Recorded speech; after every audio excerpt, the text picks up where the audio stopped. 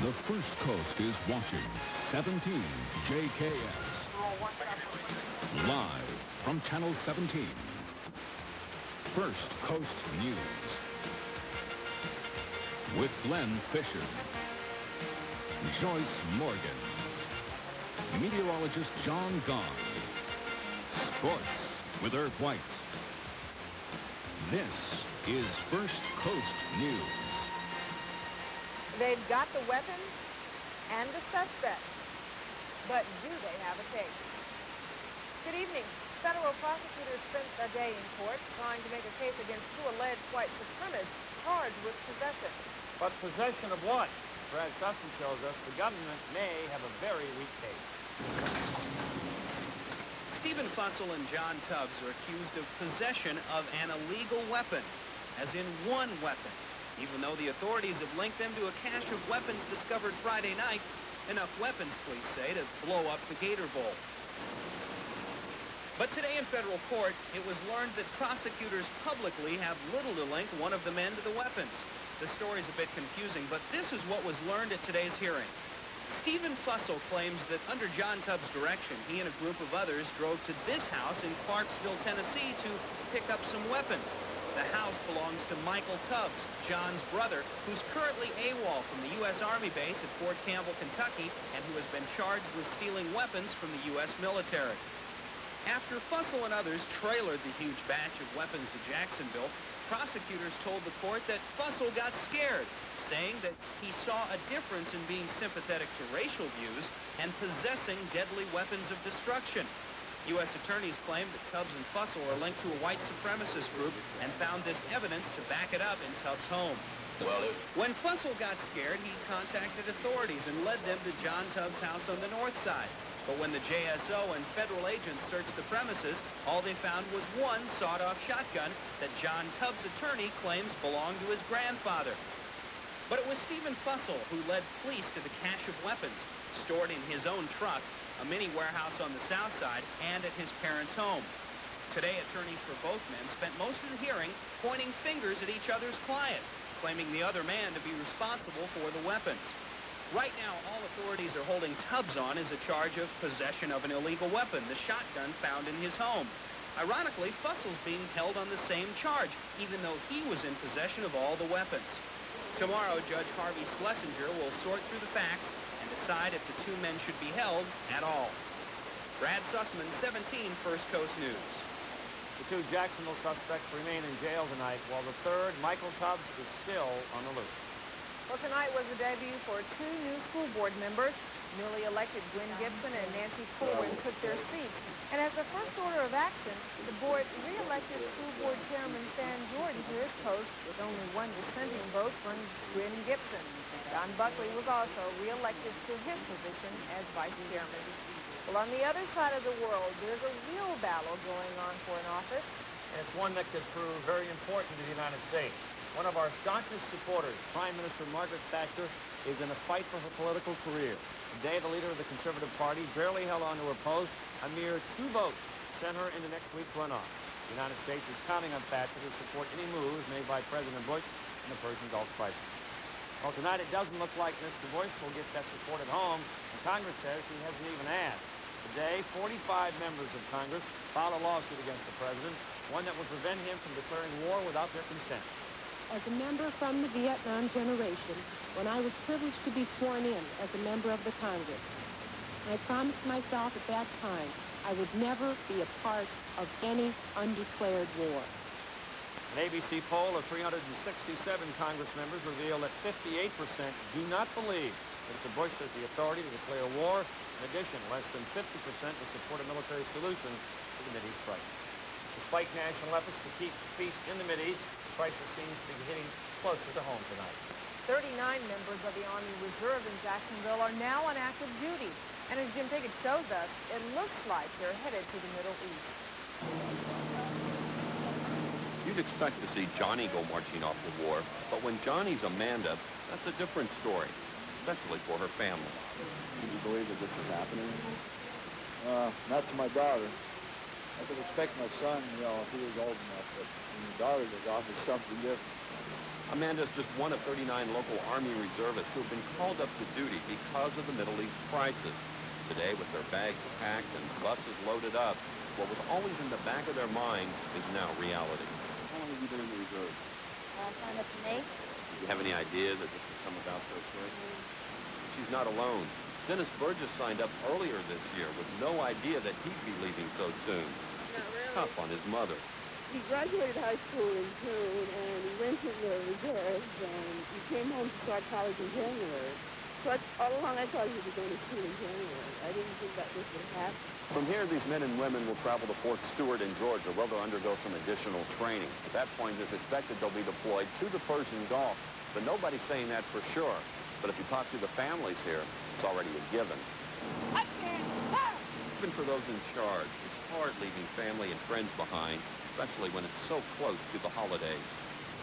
No one knows how long their loved ones will be gone, but already they're looking forward to the day when this bus returns. With photographer A.J. Sherrills, Jim Pickett, 17 First Coast News. The reservists who left today are part of the 216th and 599th Transport Detachments, and it looks like another 300. This time, Marines will also be leaving soon. The group out of NAS Jackson was given word last week. Concern of a different sort tonight. 14 more cases of St. Louis encephalitis have been confirmed, mostly in Central and South Florida. In addition, 56 people are on a presumptive list, meaning that they've tested positive in the first 2 tests needed to verify the mosquito-borne flu-like illness. Now, one of those presumptive cases is here in Duval County. 6 deaths have been reported in Florida since the encephalitis outbreak began in August. A 23-year-old woman is being charged with manslaughter in connection with the death of her 3-year-old daughter. Now, police say that Mary Petty was not at home last night when a fire broke out at her downtown home. But her 3-year-old daughter and 8-month-old son were alone.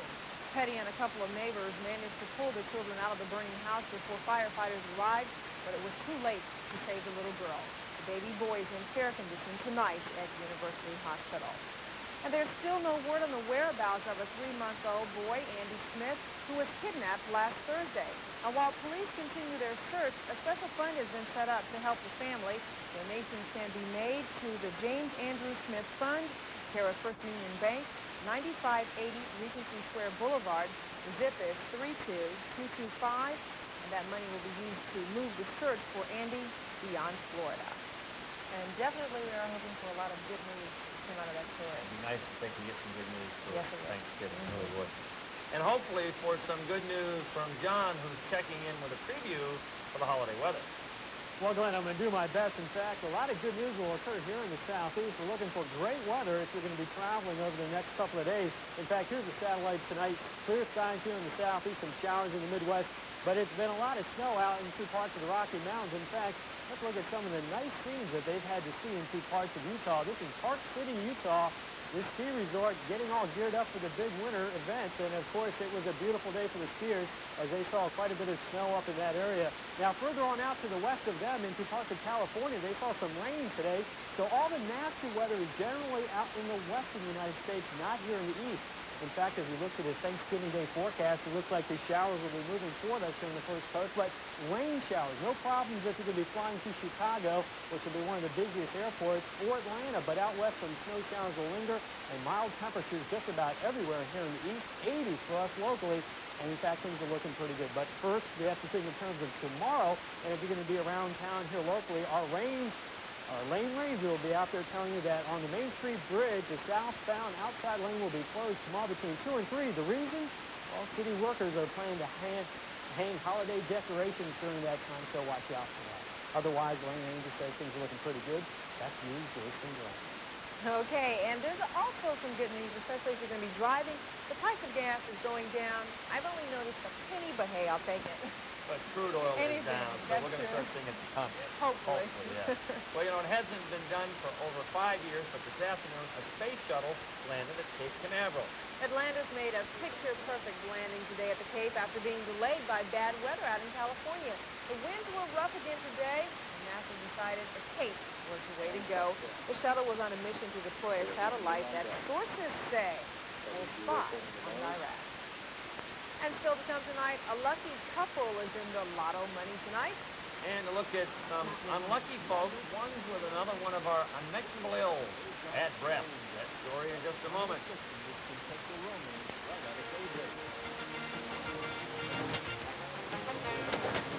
Now experience the beauty of imported European style and luxury in the comfort of your own home with the help of the Versailles Gallery, providing North Florida with the finest furniture reproductions at amazingly low prices. The Versailles Gallery, featuring handcrafted living room, dining room, and bedroom sets in 18th and 19th century French, English, and Italian styles. Or accent your home with a magnificent and unique chandelier, tapestry, mirror, or find great gifts. European excellence only at the Versailles Gallery, 4719 San Jose Boulevard, just north of University Boulevard next to Calico Corners. This is it. Seconds to go. He's back. Receiver's going for the end zone. He's got good protection. Letty, if it's in the air, this could be the game.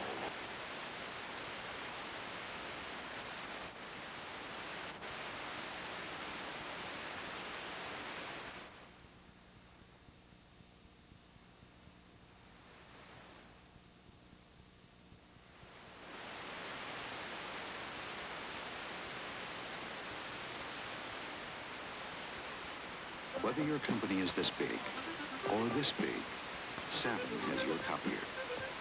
Whether you make 5 copies a day or 5,000, Savin has your copier. Whether your job is colorful or simply black and white, Savin has your copier. No matter what you're looking for in a copier, you'll find it at Savin. See the full line of Savin copiers from Max Davis Associates. She went undercover as girlfriend to a killer, undercover love. Wednesday at 7. Thanksgiving, Christmas, this is definitely a season for giving. Yeah, it is, but in Tallahassee, the final season for perhaps all the big gifts. Now, one of the toughest ethics bills in the entire country cleared the Florida legislature today. The bill will prohibit gifts over $100 from lobbyists and political action committees from more than 32,000 state and local officials. But there's a hitch. Bigger gifts are okay if they come from someone who has no lobbyist. There are some places where you could make this stronger. You could say, well, let's ban all gifts, but we've done a very good definition describing what is a gift in this bill. Now, one other loophole in the bill, it's not effective until January, leaving plenty of time for expensive Christmas gifts. And there was a first at the Capitol today when Miami State Senator Gwen Margolis was elected Senate President, the first woman in the entire United States to hold such a position. Margolis is a skilled politician, and it was her skill and not her gender that won her the state's top job. Of her priorities next year, she says economic development to head off recessionary times. Well, also in Tallahassee, a happy Thanksgiving for one Florida family. They won the lotto. William and Mary Luttrell of Winter Haven claimed their share of Saturday's $28 million lotto jackpot. The State Farm insurance agent and his wife plan to pay off their house, buy a new car, and travel, just to name a few things. The couple says winning was just pure luck. It was one of those, you know... $706,000 just in time for Christmas and... Not too worried about and they won't worry about a recession. Or the luxury. Or anything Or the size of their bird. That's true. Sure. But anyway, the forecast we hope won't be a turkey, but it looks rather comfortable. Gobble, gobble. That's right, and that's all I'll say on that, because it looks like the next couple of days will be as pleasant as the ones that we've just seen. Lots of sunshine, dry weather, and, of course, mild temperatures. In fact, this afternoon we got pretty warm, about 75 degrees, and by Thanksgiving, all the way up to 80. But currently, it's chilly still. In fact, we've seen this over the last couple of days where once the sun goes down, the temperatures drop like rocks. In fact, we saw the temperature nosedive about 10 to 15 degrees in a very short period of time. And now we're at 48 degrees.